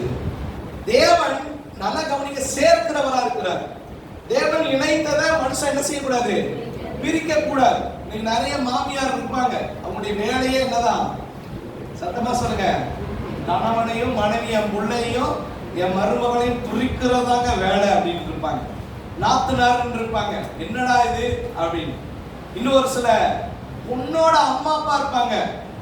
புரியுதுங்களா? பொண்ணோட அம்மா அப்பா. தென்காசியில நடந்த ஒரு சம்பவம் பாருங்க. திருமணத்தை ஜாம் கல்யாணம் பண்ணி கொடுத்துட்டாங்க. அந்த சர்ச்ல அந்த அம்மாவும் பாருங்க பையனுடைய அம்மாவும் தான் ஒன்னா உட்காருவாங்களாம். ஃபர்ஸ்ட் கல்யாணத்துக்கு முன்னாடி 2 குடும்பமும் அவ்வளவு அண்டர்ஸ்டாண்டிங்ல இருந்த குடும்பத்தை என்ன செஞ்சாங்க, கல்யாணம் பண்ணி சொல்லப்போனா பயங்கர கிராண்டா கல்யாணம் பண்ணி வச்சுட்டாங்க. எண்ணி ஒரே மாசத்துல பாத்தீங்கன்னா, முதலாவது அந்த பொண்ணோட மாமியார் என்ன, பொண்ணோட அம்மா பிரிஞ்சு தனியா உட்கார்ந்தாங்க. அவங்க என்ன பண்ணாங்க தெரியுங்களா, போயிட்டு பையன் சரியில்லை வைக்கல, நீ எப்படி சேர்ந்து வாழலாம், அவங்க கூட வாழ்றதை விட நீ வா, நான் உன்னை என்ன செய்றேன் காப்பாத்துறேன் அப்படின்னு சொல்லி யாரை பிரிச்சு கொண்டு போயிட்டாங்க சொல்லுங்க, மகளை பிரித்து கொண்டு. இன்னைக்கு நிறைய இடத்துல என்ன கவனிங்க, அம்மாக்களே பிள்ளைகளை பிரித்து விடுகின்றார்கள். ஆனா அவங்க சந்தோஷமா இருக்காங்க. நான் சொல்றது புரியுதுங்களா? அவங்க எப்படி இருக்கிறாங்க? அவங்க கணவன் மனைவியா இருக்கிறாங்க. அப்ப நல்ல கவனிங்க, பிரிக்கிறது யாராக இருந்தாலும் சரி, உங்க அம்மாவா இருக்கலாம், அக்காவா இருக்கலாம், மாமியாரா இருக்கலாம், நாத்தனாரா இருக்கலாம், மாமனாரா இருக்கலாம், சித்தப்பாவா இருக்கலாம், அண்ணனா இருக்கலாம், யாராக இருந்தாலும் அவர்கள் பிரிக்கிற வேலையை பார்த்தாங்கன்னா நீங்க ஓப்பனா சொல்லிடலாம், அது பிசாசுடைய கிரியை. அப்ப பிரிக்கிற வேலையை ஏசாமி பார்க்கவே மாட்டாரு, சேர்க்கிற வேலையை தான் பார்ப்பாரு. அல்லேலூயா, அல்லேலூயா. அதனால பிரிந்து போகணும் என்கிற எண்ணத்தை கூட உங்கள் மனதிற்குள் இருக்கும் என்று சொன்னால் அது பிசாசு கொண்டு வந்து போட்டிருக்கிறான். அந்த குடும்பம் ஆண்டு கொள்ளுகிற குடும்பமாக இருக்கின்றது. ஆண்டு கொள்ற குடும்பம்னா ஏன் பிரிவு வருது? என்னை விட இவன் பெரிய ஆளா, என்னை கல்யாணம் கட்டிட்டு வந்தா இப்படி எல்லாம் நடத்துவா அப்படியா, அப்படியெல்லாம் நடத்துவா அப்படியா? ஆண்கள் என்ன நினைப்பாங்க, என்ன இதெல்லாம் பெரிய விஷயமா, அப்படியாக்கு இப்படியாக்கு. அப்ப அங்க என்ன வந்துருதுன்னா பிரச்சனை வந்துருது. பிரச்சனை வந்துருச்சுனால அங்க என்ன வந்துருது? அண்டர்ஸ்டாண்டிங் குறைஞ்சு போயிருது. அப்ப அங்க என்ன வந்துருது? ஆண்டு கொள்ளுகிற குடும்பம். உனக்கு நான் சலைச்சவன் கிடையாது. நான் போய் இப்ப நான் படிச்சிருக்கிறேன் நல்லா, இப்ப நான் போய் வேலை செஞ்சா கூட என்ன செஞ்சிருவாங்க? குறைஞ்சது 10,000 ரூபாய் சம்பளம் தருவாங்க. அதை வச்சு என்னுடைய வேலையை என்ன செய்ய முடியும்? என் குடும்பத்தை நடத்த முடியும் அப்படின்னு சொல்லி நினைச்சு விடக் கூடாது. அப்ப முதலாவது பிரிக்கிற வேலையை பார்க்கிறவங்களும் சரி, பிரியணுங்கிற எண்ணத்தை கொண்டு வருகிறதும் சரி சாத்தானாக இருக்கிறார். இது குடும்பத்துக்கு மட்டும் பொருந்தாது. ஒரு சபையை பிரிக்கிற வேலையை யார் தான் பார்ப்பா? சத்தமா சொல்லுங்க, சாத்தான். பிரிக்கிற வேலையை கரெக்டா பார்த்து விட்டுருவான். நல்லா சபைக்கு வந்துட்டு இருப்பாங்க, அவங்ககிட்ட போய் என்ன செய்வாங்க? யார் பத்தியாவது இல்லாத கொள்ளாத இதெல்லாம் சொல்லி அவங்கள சர்ச்சை விட்டு என்ன செஞ்சிருவாங்க? காலி பண்ண வைக்கிற வேலையை பார்ப்பாங்க. இதெல்லாம் சாத்தானின் அவருடைய வேலையாக இருக்கின்றது. நீங்க இருக்கிற இடத்துல எப்படி இருக்கணும்? பிரிக்கிறவங்களா இருக்கக்கூடாது. நீங்க எப்படிப்பட்டவங்களா இருக்கணும்? சத்தமா சொல்லுங்க. ஒருவேளை ஒரு நீங்க தோழிகளா இருக்கீங்க, நண்பர்களா இருக்கீங்க, ஒருவேளை நீங்க போய் உங்க வீட்டுக்கார பத்தி ஒருத்தர் வந்து உங்ககிட்ட சொல்றாங்க, என் வீட்டுக்காரர் சரியில்லைன்னு சொன்னா நீங்க என்ன செஞ்சிடக்கூடாது? உடனே ஆமாமா அவன் சரியில்லைமா, அவன் கூட நீ வாழ்றதை விட நீ என்ன செஞ்சிரு அப்படின்னு சொல்லிடாது. இந்த பக்கம் இருந்தவன்னு சொன்னீங்கன்னா உங்க நண்பர் யாராவது வந்தாங்கன்னா, இந்த பொம்பளைகளை மட்டும் நம்பாதடா, அவங்களை என்ன செஞ்சிடக்கூடாது, நீ வளர விட்டுறக்கூடாது, கொழுந்துலே என்ன பண்ணிடணும், கிள்ளி அப்படின்னு நீங்க கத்து கொடுக்காதீங்க. சரிங்களா? சமாதானமா வாழ்ப்பா, விட்டு கொடுப்பான்னு சொல்லி பழகுங்க. உங்க வாழ்க்கை ஆசீர்வாதமா இருக்கும். அதே மாதிரிதான் சபையை குறிச்சு யாராவது ஒருத்தர் வந்து உங்ககிட்ட வந்து இந்த சர்ச்ல இப்படி யாராவது விசுவாசியை பத்தி வந்து யாராவது உங்ககிட்ட வந்து சொல்ல வந்தாலே அங்க என்ன ஆவி செயல்படுது? இந்த ஆவி கூட சேர்ந்தா நம்மளும் என்ன செஞ்சிருவோம்? அந்த ஆவிக்கு அடிமையா போயிருவோம்னு சொல்லி உடனே கட் பண்ணுங்க. புரிஞ்சுங்களா? அந்த அப்படிப்பட்ட நபர்களை என்ன செஞ்சிருங்க? கட் பண்ணிட்டு நீங்க வந்து செபிக்க ஆரம்பிச்சிருங்க. நல்லா புரியுதுங்களா? எப்படி ஆயிரும் பிசாசுடைய நோக்கமே யாரும் சந்தோஷமா இருக்கக்கூடாது. இந்த பிரிக்கிறவங்க பார்த்துருக்கீங்களா? எங்க போனாலும் சந்தோஷமா இருக்க மாட்டாங்க. புரியுதுங்களா? ஒருவேளை நீங்க சர்ச்சா ஒரு டூர் போறீங்கன்னு வச்சுக்கிறோம் ஊட்டிக்கு, இந்த பிரிக்கிற ஆள் மட்டும் என்ன செய்யும் தெரியுமா? என்னடா எவனடா பிரிக்கலாம் அப்படின்னு சொல்லி அந்த சந்தோஷத்தை என்ன செய்ய மாட்டாங்க? ஆமா, என்ஜாய் பண்ண மாட்டாங்க. என்னடா பாஸ்டர் வந்து இவங்களை மட்டும் பாராட்டிட்டாரு, அப்ப நம்ம என்ன பண்ணணும்? எப்படியாயும் அவங்கள பிரிச்சு விடணுமே சொல்லி அந்த வேலையே கான்சன்ட்ரேஷன் பண்றதுனால அவங்க வாழ்க்கையில பல நேரம் சந்தோஷத்தை இழந்து போயிடுவாங்க. நீங்க ஒரு வேலை பிரிக்கிற எண்ணத்தோடு இருப்பீங்கன்னு சொன்னா ஆண்டவரோட சமூகத்துல ஒப்பு கொடுத்து ஜெபம் பண்ணுங்க. ஆண்டவரே, நான் இருக்கிற இடத்துல சேர்க்கிறவங்களா இருக்கணும், நான் பிரிக்கிறவங்களா இருக்கக்கூடாது. பிரிந்து போகிற எண்ணம் உங்களுக்குள்ள ஒரு வேலை வந்திருக்கலாம். பெற்றோரை விட்டு பிள்ளைங்க பிரிஞ்சு போகணும்னு நினைப்பாங்க. என்ன அப்பா அம்மா சரியில்லாத அப்பா அம்மா இவங்க கூட இருக்கிறது. நீங்க நிறைய பேர் ஓடி போயிடுறாங்க, பார்த்துருக்கீங்களா? நிறைய நேரம் பிள்ளைங்க ஓடி போயிடுறாங்க. ஏன்னு சொன்னா ஒரு பிரிவை பிசாசு கொண்டு வந்து என்ன செஞ்சார்? அந்த இடத்துல குடும்பத்தை உடைச்சிடணும்னு பார்க்கறான். அதனால பி கேர்ஃபுல், ரொம்ப ரொம்ப கவனமா இருங்க. பிரிந்து போக வேண்டும் என்று நினைக்காதீர்கள், பிரிக்கவும் செய்யாதீர்கள். அல்லேலூயா. பக்கத்துல பார்த்து சொல்லுங்க, பிரிக்காதீங்க, பிரிக்கவும் செய்யாதீங்க. நல்லா கை கொடுத்து சொல்லுங்க, நல்ல உற்சாகமா. ஆமா, பிரியாதீங்க, பிரிஞ்சு என்ன செய்யாதீங்க, போகாதீங்க. ஆண்டவர் உங்களை என்ன செய்வார்? ரொம்ப ரொம்ப ஆசீர்வதிப்பார். சரிங்களா? அடுத்து பாருங்க, கருத்து வேறுபாடு. இங்க என்ன வந்துருது? எப்ப கருத்து வேறுபாடு வருது? நான் தான் சொன்னேன் இல்லைங்களா? நீங்கள் இணைக்கப்பட்டிருந்தால் கருத்து வேறுபாடு வரும், பிணைக்கப்பட்டிருந்தா கருத்து வேறுபாடு என்ன செய்யாது? வராது. ஏன்னா வேத வசனம் இப்படி சொல்றது, கணவனும் மனைவியும் ஒரே மாம்சம். சத்தமா சொல்லுங்க, சத்தமா சொல்லுங்க, இன்னும் கொஞ்சம் நல்லா சத்தமா சொல்லுங்க. ஒரே மாம்சம். அப்போ ஒரே மாம்சமா இருந்தா அங்க கருத்து வேறுபாடு வருமா வராதா? வராது. இன்னைக்கு நம்ம நிறைய நேரம் என்ன நினைக்கிறோம்னு சொன்னா, இவங்க இன்னாருடைய பொண்ணு, இவங்க இன்னாருடைய தங்கச்சி அப்படிங்கறதுனால தான் கருத்து வேறுபாடு வருது.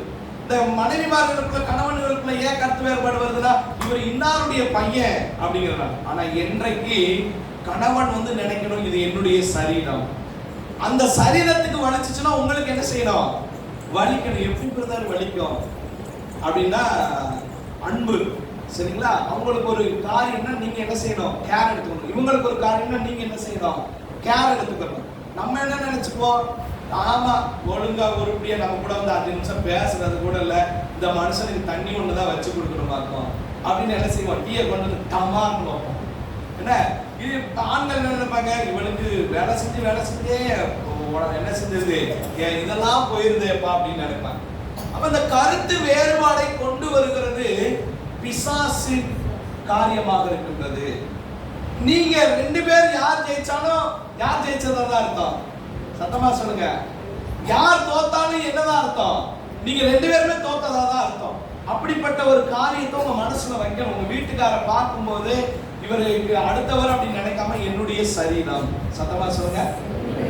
உங்க கையை நீட்டுங்க பாப்போம். உங்க கை நீட்டுங்க பாப்போம் எல்லாரும், சரிங்களா? ஆமா, வாணியில தம்பி மாதிரி கையை நீட்டிங்க. இப்பயே மனசுல பதிய வச்சுக்கோங்க. வரக்கூடிய மனைவிகள் உங்களுடைய சரீரம், சரிங்களா? அவங்க என்ன பண்ணிடக்கூடாது, ஆமா, அவங்களுக்கும் உணர்வுகள் இருக்கிறது, அவங்களையும் புரிஞ்சுக்கணும். அவங்களும் என்ன செய்வாங்க, அதே நேரத்துல ஆண்களுக்கும் என்ன இருக்கிறது, ஆமா, அதை விட்டுட்டு பக்கத்து வீட்டுல அடுப்பு வாங்கிட்டாங்க, அதனால எங்க வீட்டுல என்ன செய்யணும், அடுப்பு வாங்கணும், பக்கத்து வீட்டுல சேலை வாங்கிட்டாங்க அதனால அப்படிங்கிற காரியம். அவங்களுடைய உழைப்பையும் புரிந்து கொள்ள வேண்டும், அவர்களுக்கு எவ்வளவு உழைப்பு வருது அப்படிங்கிறது. கை நீட்டுக்கு பார்ப்போம். நீட்டுட்டீங்களா? கை எடுத்து வச்சு இப்படி வைக்க பார்ப்போம். ஆமா, வச்சுட்டீங்களா? நல்லா ஒரு கிள்ளுங்க பார்ப்போம். வலிக்குதா? நல்லா வலிக்கிற மாதிரி கிள்ளுங்க பார்ப்போம். வலிக்குதா? பக்கத்துல இருக்கிற பார்த்து கிள்ளு சொல்ல.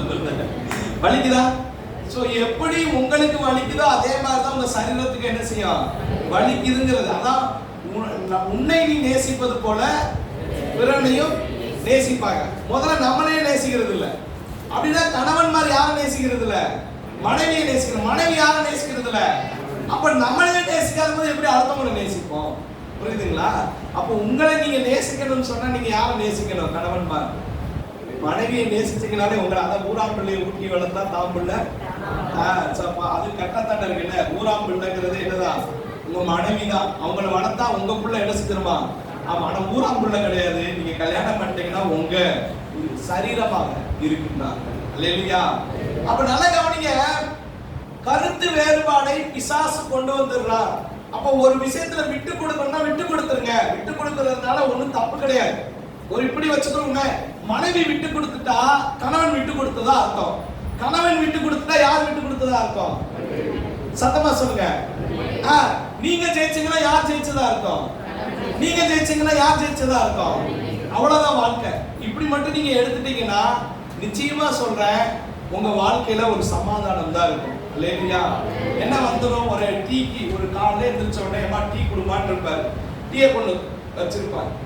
அவர் குடிச்சு பார்த்துட்டு, ஏண்டி சரியா சுகர் கூட உனக்கு போட தெரியாது, இப்படி சுகர் அள்ளி போட்டு வந்திருக்கேடி, உனக்கெல்லாம் அறிவு இருக்கா அப்படின்னு சொல்லி கேட்பாரு. உடனே அவங்க என்ன சொல்லுவாங்க, ஆமா காலையில இருந்து எவ்வளவு வேலையை பார்த்துட்டு இருக்கேன், சும்மா உட்காந்துட்டு டீ கேட்குறீங்க, குடிச்சு தொலைங்க.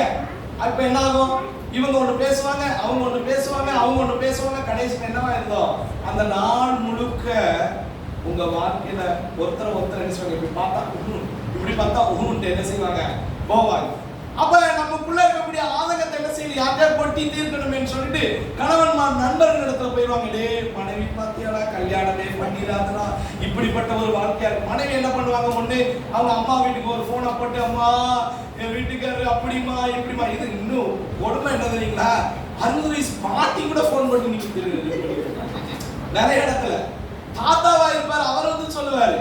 இப்ப நான் என்னங்கிறேன்னா, கருத்து வேறுபாடு எப்ப வருது, ஒரு டீ இவர் ஒண்ணும் ஒருவேளை என்ன சொல்றாங்க, ஏமா சுகர் ஜாஸ்தியா போட்டேன்னு.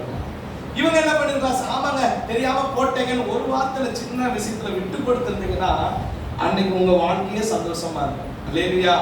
இன்னைக்கு ஒரு தீர்மானம் எடுங்க, விட்டு கொடுக்கறதுல நான் நிறைய விட்டு கொடுப்பேன் அப்படின்னு சொல்லி. எத்தனை பேர் நிறைய விட்டு கொடுக்க போறீங்க? கை உயர்த்தி அலையிலியா சொல்லுங்க பார்ப்போம். நம்ம ஒரு அக்காவுக்கு சிரிப்பு தான் வருது, அவங்க கையை தூக்கணும் போனோம்னா பிரச்சனையா போயிடும். நிச்சயமா சொல்றேன், உங்க குடும்பம் ஆசீர்வாதமா இருக்கணும்னா விட்டு கொடுக்கறதுல முந்திக்கணும். கனம் பண்றதுல என்ன செய்யணும்? முந்தி கொள்ளுங்கள் இருக்குல்ல, அதே மாதிரி விட்டு கொடுக்கறதுல என்ன செய்யணும்?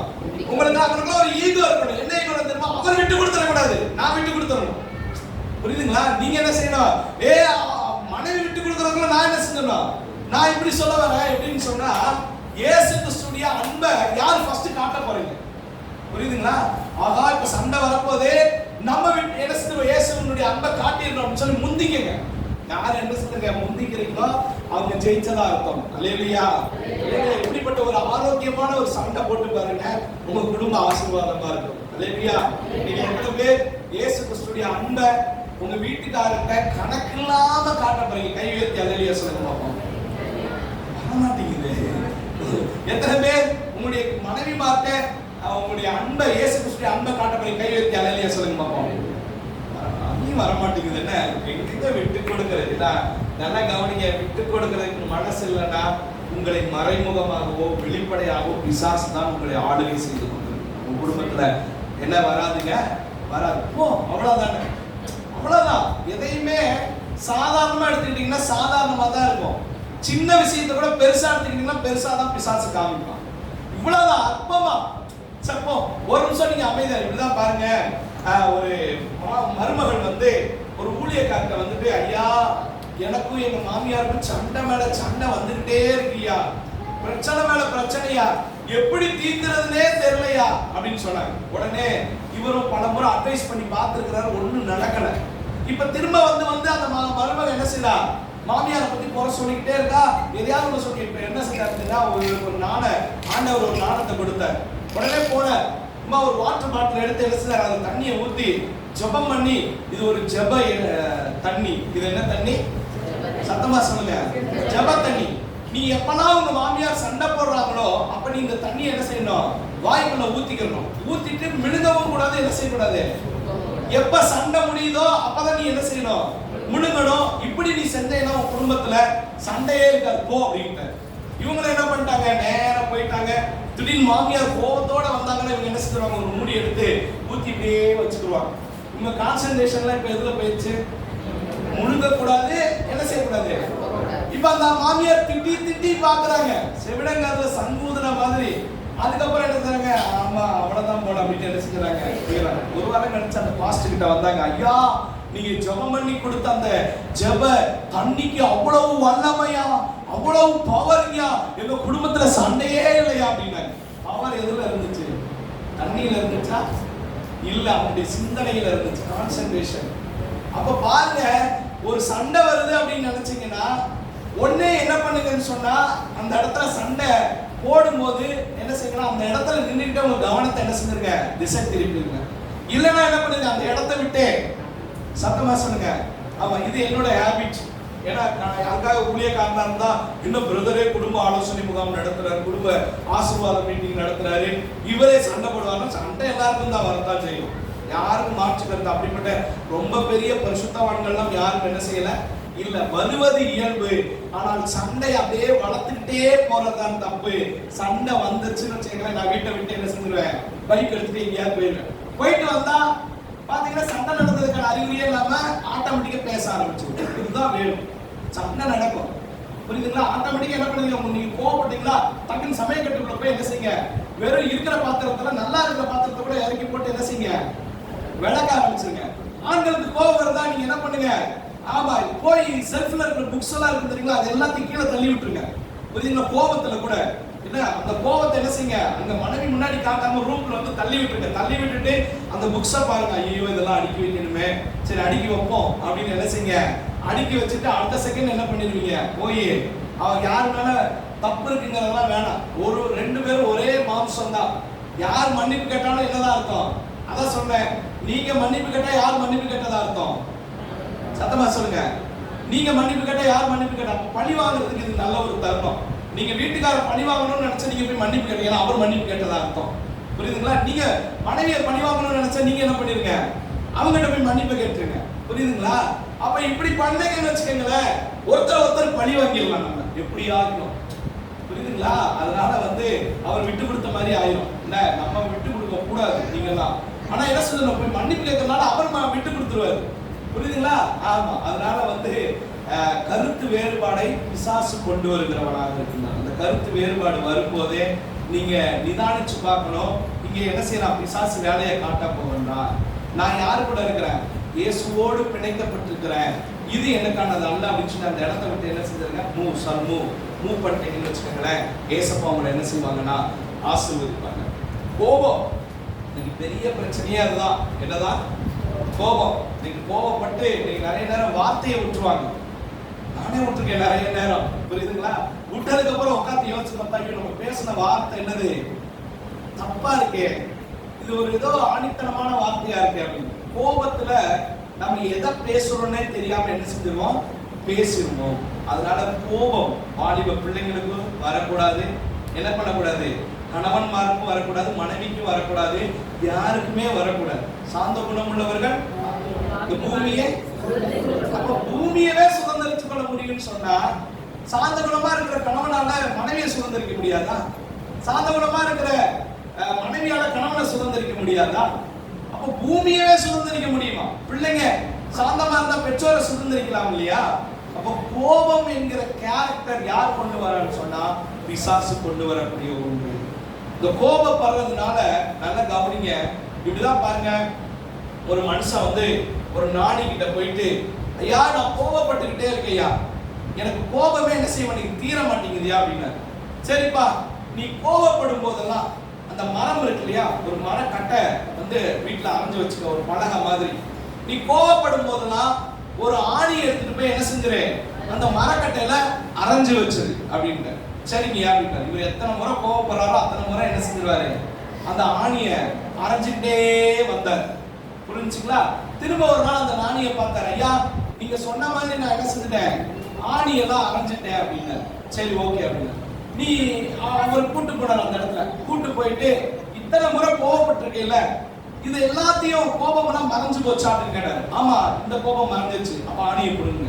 இந்த கோபம் மறைஞ்சிச்சா? ஒவ்வொரு ஆணியா அப்படி கடைசாங்க. என்ன இல்ல, ஆணி இல்ல, ஆனா அந்த ஆணியை அரைஞ்ச என்ன இருக்குது, தடம் இருக்கின்றது. அப்பதான் அவர் சொல்லி கொடுத்தாரா, நீ கோபப்படும் போது நீ அடுத்த செகண்ட் அந்த ஆணி தான் அந்த கோபம் வருது வச்சுக்க, மன்னிக்கிறது எடுத்துடலாம், அந்த தடத்தை என்ன செய்ய முடியாது, அழிச்சு போட முடியாது.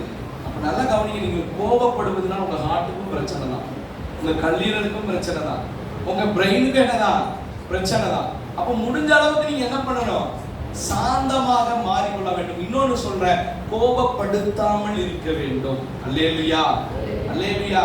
கணவன் என்ன செஞ்சிடக்கூடாது, மனைவியை கோபப்படுத்தக்கூடாது. மனைவி கணவனை பார்த்து என்ன பண்ணக்கூடாது, ஆமா. பிள்ளைங்க பெற்றோர் என்ன செய்யக்கூடாது, கோபப்படுது. பெற்றோர் பிள்ளைகளை என்ன செஞ்சிடக்கூடாது, கோபப்படுத்திடக்கூடாது. அந்த கோபப்படுத்தாமல் இருக்க வேண்டும். எப்படி கோபப்படுத்தாமல் இருக்கணும், அவர் ஒருவேளை ஆபீஸ் கிளம்பிட்டு இருப்பார். ஏங்க சாயங்காலம் நீங்க வேகமா வந்துருங்க, நம்ம ஜவுளி கடைக்கு போகணும். அவரே ஆபீஸ்க்கு என்ன செஞ்சுட்டு இருக்கிறாரு, கிளம்பி போயிட்டு இருக்கிறாரு. இது ஒரு சின்ன ஞான உதயம் தான். இது நீங்க முன்னாடியே என்ன செஞ்சிருக்கணும், சொல்லிருக்கணும். இல்ல ஆபீஸ் போக விட்டு கொஞ்சம் அமர்ந்ததுக்கு அப்புறம் நீங்க என்ன செஞ்சிருக்கணும், எங்கேயாவது கிளம்பும் போது எதையாவது ஒண்ணு சொல்றது. அப்ப கோபம் வருமா வராதுங்களா?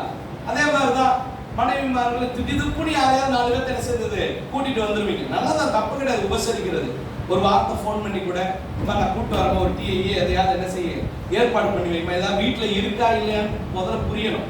புரியுதுங்களா? வீட்டுல இருக்கும் இல்லாமலும் இருக்கும். திடுதுப்புன்னு கூப்பிட்டு வந்து ஏமா டீ வைமானா இவங்க பதறுவாங்க. ஐயோ பால் இல்லையே, தண்ணி இல்லையே, டீ தூள் இல்லையே, சீனி இல்லையே, அப்ப என்னடா பண்றதுங்கும் போது அந்த கஷ்டம் அவங்களுக்கு தான் தெரியும். அப்ப என்ன வந்துடும், இந்த மனுஷனுக்கு புத்தியே இருக்கிறது இல்லை, என்ன செஞ்சிடறாரு, கூட்டிட்டு வந்துடுறாரு அப்படின்னு. நான் என்ன சொல்றேன்னா, அதுலயும் நாணமா நடந்திருக்கும்.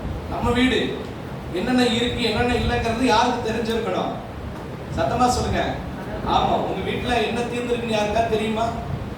சமையல் கட்டு பக்கம் இருக்கீங்களா? எங்க சமையல் கட்டு, அதெல்லாம் ஆண்கள் பெண்களுக்கு என்று நியமிக்கப்பட்ட ஒன்று.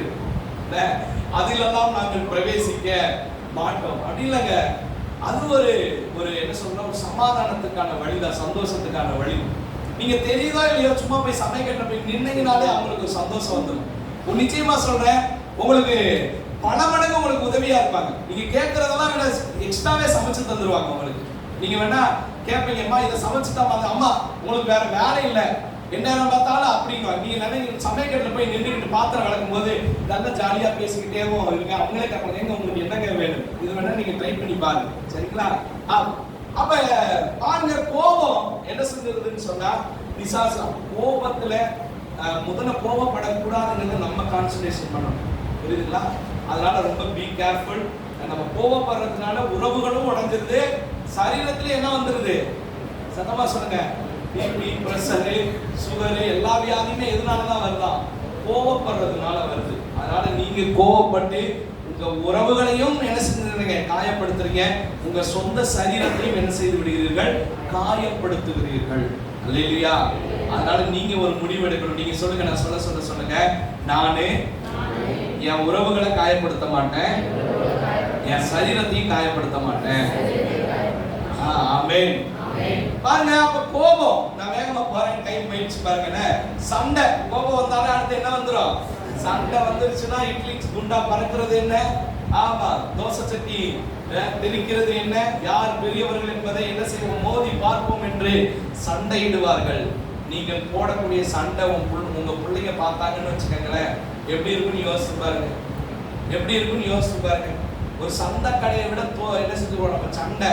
இந்த கோபம் இருந்துச்சுன்னா சண்டை போற இடமே தெரியாது நிறைய பேருக்கு. பப்ளிக்ல வந்து சண்டை போட்டுட்டு இருப்பாங்க, ஜவுளி கடையில சண்டை போட்டுட்டு இருப்பாங்க. உன்னையெல்லாம் நான் கூட்டிட்டு வந்த மாதிரி என்னெல்லாம் என்ன செய்யணும், அந்த கோபத்தினுடைய உச்சம் அந்த இருக்கிற இடத்தையே என்ன செய்யாது, தெரியாது. கத்தி கூப்பாடு போட்டு 4 வீட்டுக்கு முன்னாடி வெளியில வந்து சண்டை போட்டு நம்ம பிரஸ்டீஜ் எல்லாம் என்ன செஞ்சிடும், போயிடும். நம்முடைய கௌரவம் எல்லாம் என்ன செஞ்சிடும், போயிடும். அதனால சண்டை என்பது என்ன செய்யாதீர்கள், போடாதீங்க. முடிஞ்ச அளவுக்கு என்ன செய்யுங்க, முடிஞ்ச அளவுக்கு பெரும்பாலும் தவிர்த்து விடுவது நல்லது. சண்டையில என்ன வரும், கெட்ட வார்த்தையெல்லாம் வரும். யாரை பத்தி எல்லாம் கெட்ட வார்த்தை பேசுவாங்க, அவங்கள மட்டும் பேச மாட்டாங்க, அவங்கள பெற்றவங்கள, அவங்கள கல்யாணம் பண்ணி வச்சவங்கள அப்படியே மாறி மாறி மாறி மாறி பேசி பேசி பேசி கெட்ட வார்த்தை ஒன்றும் உங்க வாயிலிருந்து புறப்படலாகாது.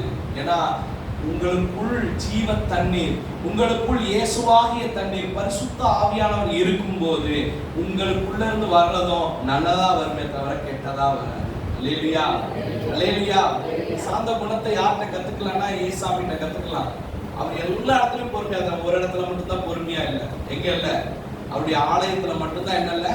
அதுக்காக கோபமே வராம தத்தி மாதிரி இருக்க முடியுமானா அதுவும் இருக்கக்கூடாதுதான். கோபப்பட வேண்டிய இடத்துல என்ன செய்யணும், பிள்ளைங்க கிட்ட கோபப்பட வேண்டிய இடத்துல என்ன பண்ணணும், நம்ம கோபப்பட வேண்டும், சரிங்களா? சரி, பிள்ளைங்க கிட்ட கோபப்பட வேண்டிய இடத்துல என்ன செஞ்சிடணும், கோபப்படணும். அதுக்காக புள்ள வந்து ஏதாவது தப்பு பண்ணுது. நீங்க நிறைய இடத்துல இங்க இந்த நேற்றுக்கு ஒரு வீட்டுக்கு போயிருந்தோம், சரிங்களா? நேற்றுக்கு இங்க விருதுநகர்ல தான் ஒரு வீட்டுக்கு போயிருந்தோம். பாருங்க, என் பிள்ளைங்க 2 பேர் கெட்டு போனதுக்கு காரணமே யாருதான், என் வீட்டுக்காரர் தான். அவர் என்னன்னு கூட கேட்க மாட்டேங்கிறாரு, என்னன்னு கூட கண்டுக்க மாட்டேங்கிறாரு. 2 பேருமே லவ் பண்ணி கல்யாணம் பண்ணிட்டு வந்துட்டாங்க.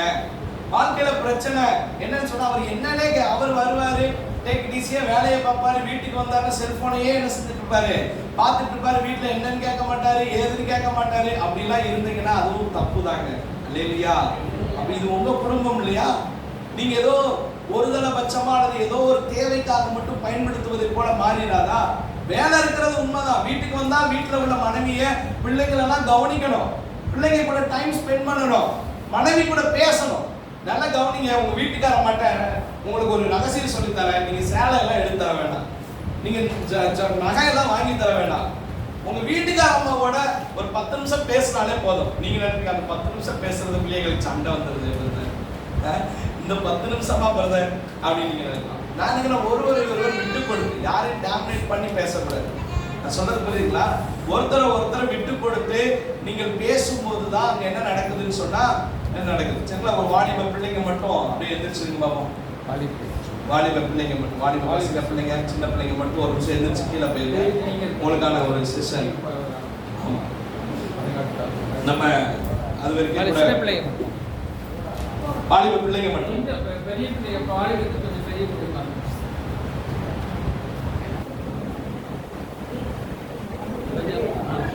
22 வயசு 20 வயசு மேல உட்காந்துருக்கோம். 22 வயசு மேல